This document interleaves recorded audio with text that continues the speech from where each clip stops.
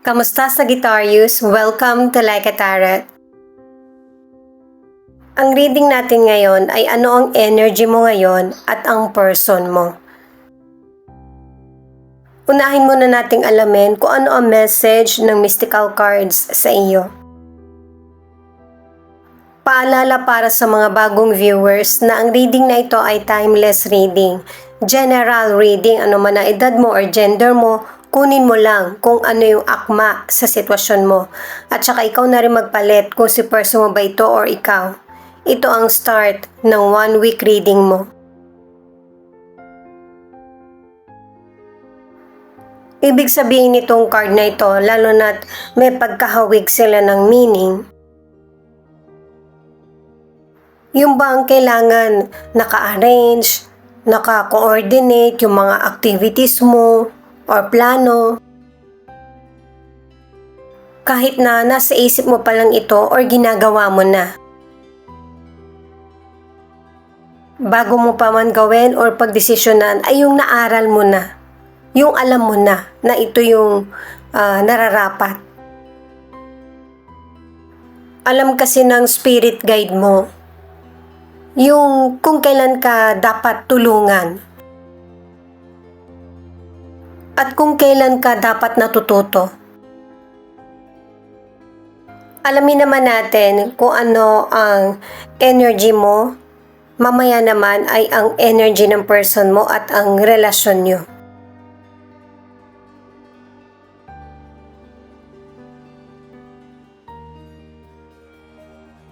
Knight of Pentacles, Ace of Cups in reverse, Two of Swords in reverse.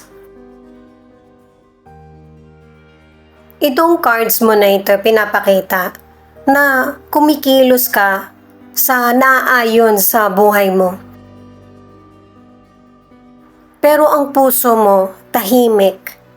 Kumbaga wala kang time ma-in love. Or pairalin ang love. Kasi mas focus ka sa karir mo. Pairalin mo man yung love, pero ang priority mo ay yung kumita. At binibigyan ka ng advice sa mga cards na maraming pagkakataon na dumarating sa'yo na nire-reject mo. Kaya inuulit-ulit ko sa mga readings ko na kailangan ng balanse. Hindi pwedeng nakatuon lang iisip mo sa isang bagay.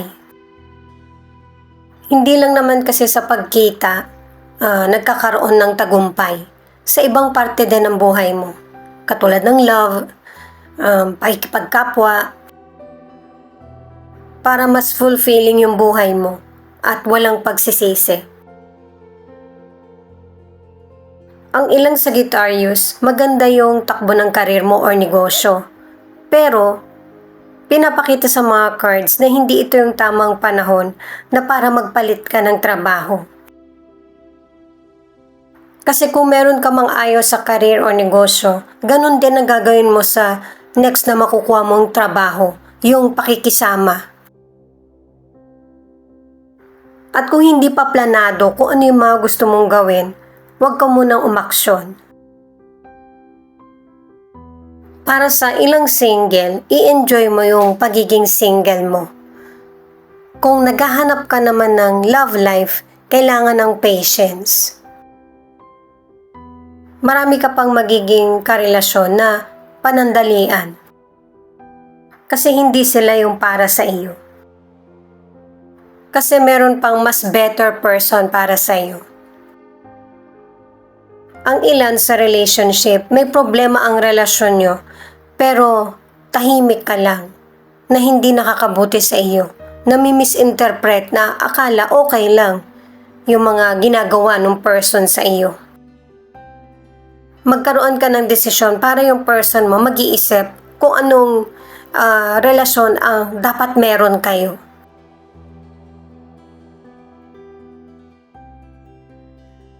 Six of Pentacles in reverse, Knight of Wands in reverse, Ace of Swords in reverse. Ito yung cards ng person mo.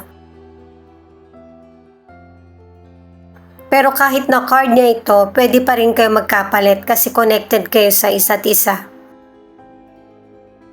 Itong cards ng person mo, gagawa na siya ng desisyon na kahit siya lang ang nag-isip nito or walang opinion mo. Kasi nakikita ng person mo na walang progress yung relasyon nyo. Pero katulad sa cards mo at cards din ng person mo, kailangan niya ng pasensya. Kasi anuman ang issue na kinakaharap nyo ng person mo or kinakaharap niya sa career, sa negosyo, or kahit sa health issue man. Katulad ng bagyo na lumilipas.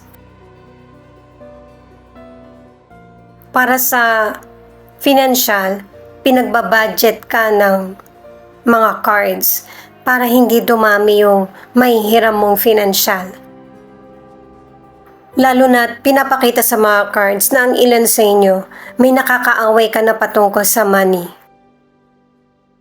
At saka pinapakita rin na mali yung pag-handle mo ng financial. Kaya itinuturo sa'yo ng mga cards na dumiskarte ka. Kung paano mo mapaparami yung financial na meron ka. Dobleng pag-iingat ang pinapakita ng mga cards pagdating sa financial. At kung didiskarte ka, kailangan ikaw yung kumikilos, hindi yung ipinagkakatiwala mo lang.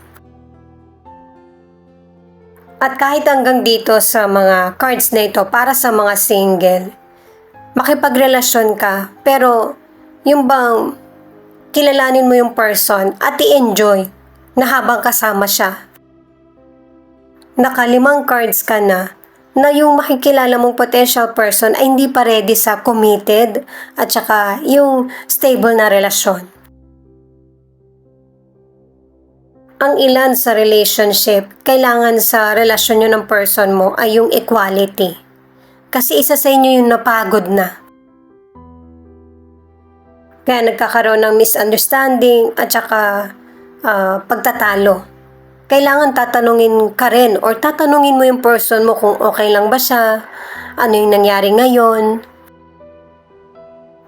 may problema ba, at saka yung pagkukusa, yung pagtulong sa person para maramdaman niya na importante siya or importante ka sa kanya. Six of Wands, King of Wands, the Wheel of Fortune. Itong mga cards mo para sa relationship ay very positive. Ano man ang problema mo sa career, sa negosyo, sa love, sa personal na issue, lahat yan mawawala na parang walang nangyari, mareresolbahan. Hindi ito ipinapakita or ipaparamdam na successful ka, kundi mararamdaman mo rin na may growth sa buhay mo. Sa dami mong pinagdaanan na hirap, ikaw at ang person mo, deserve nyo na maging successful at masaya. Hindi lang opportunity ang magbubukas sa buhay mo, kundi magkakaroon ka rin ng determinasyon at gaganahan ka na. Sa relasyon, maraming improvement. Sa kapwa mo man ito, relasyon mo sa person mo, or sa family.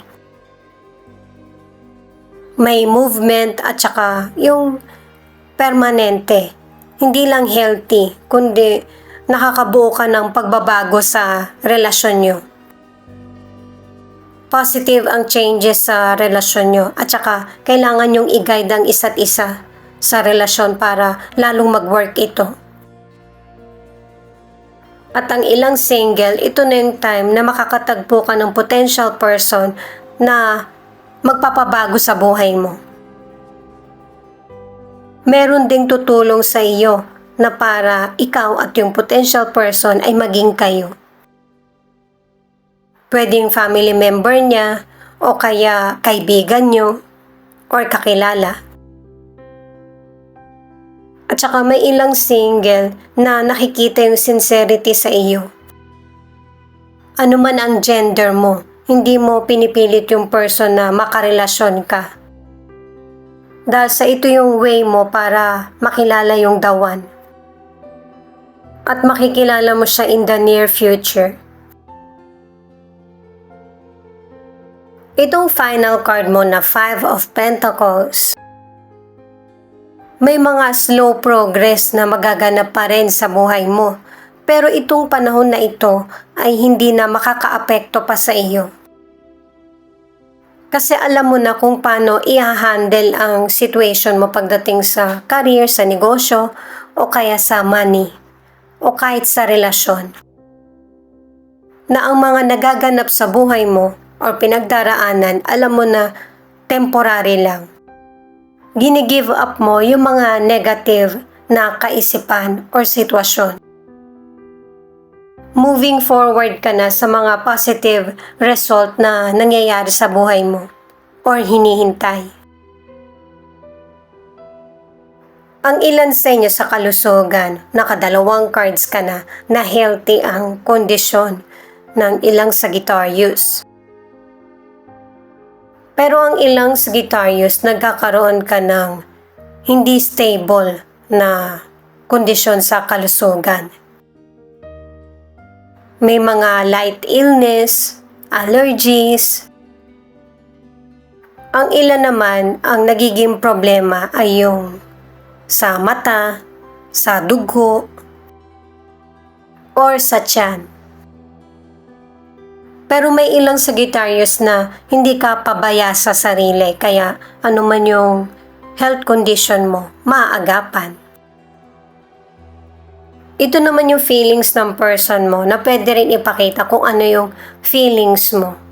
Kasi connected kayo sa isa't isa.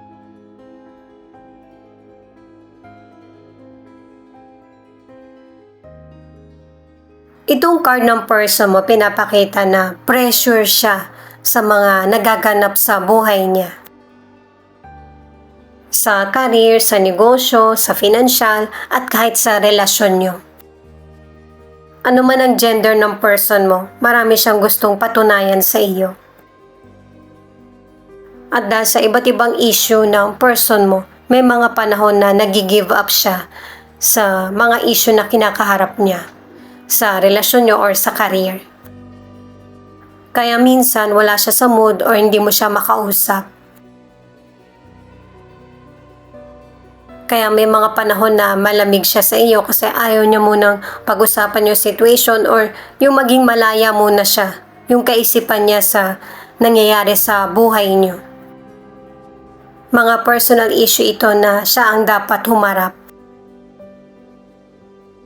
Pero napapahupa pa rin ang person mo kung ano man yung sitwasyon na kinakaharap niya at makakapag-usap kayo muli. May isasaayos kung ano yung mga dapat pag-usapan. Maaari na ikaw ang nag-wish nito na maging maayos yung buhay nyo or ang relasyon nyo at ito nga'y nagaganap sa buhay nyo. Yung mga simpleng kahilingan mo na malaki ang impact sa relasyon nyo or sa iyo.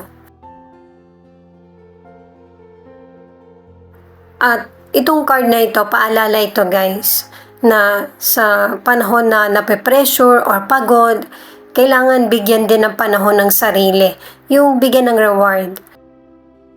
Or mag-date kayo ng person mo na para makaiwas sa stressful na sitwasyon at makapag-isip ng mas positive na solution sa nangyayaring trouble or problem sa buhay. Ano man ang gender ng person mo, yung loyalty niya or loyalty mo sa kanya ay hindi nagbabago. Kaya sinasabi sa mga tarot cards na kailangan ng patience mo, patience ng person mo kasi hindi naman magiging malaking problema yung kinakarap mo, single ka man or nasa relationship. Ito naman yung ilan sa 12 zodiac sign na nangunguna sa reading na ito. Thank you nga pala sa mga nag-like, share, comment, and subscribe. Ingat po kayo palagi saan man kayo naroon. Paki-click na rin ang notification bell para updated ka sa Laika Tarot readings. Virgo, Cancer, Libra, Aquarius, Leo, Sagittarius.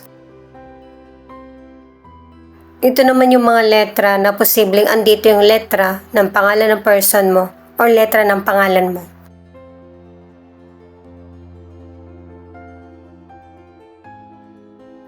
NFE, TM, HR, LW.